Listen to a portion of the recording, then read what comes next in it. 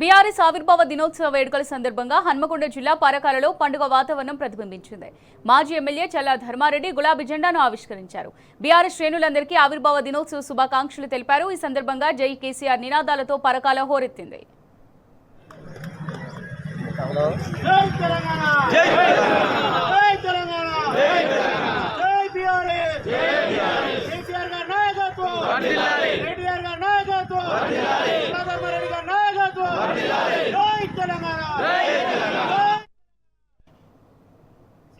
ఏ ముహూర్తాన ఈరోజు స్థాపించిందో అంచెలంచెలుగా ఇది ఇంతింతై వర్తింతాయి అన్నట్టు ఈరోజు తెలంగాణ రాష్ట్రంలోనే టీఆర్ఎస్ పార్టీ పెద్ద ఎత్తున కార్యకర్తలు పెద్ద ఎత్తున ఈరోజు పార్టీ బలమైన పార్టీగా ఎదిగింది.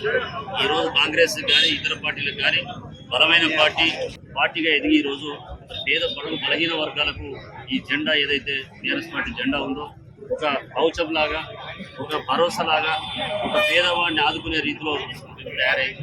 దానికి ఈరోజు ఈ సందర్భంగా తెలంగాణ ప్రాంత ప్రజల నాయకులు శుభాకాంక్షలు తెలియజేస్తూ ఈ ఆవిర్భావానికి వచ్చినటువంటి నాయకులకు అందరికీ కూడా పేరు పేరున హృదయపూర్వక నమస్కారాలు, కృతజ్ఞతలు.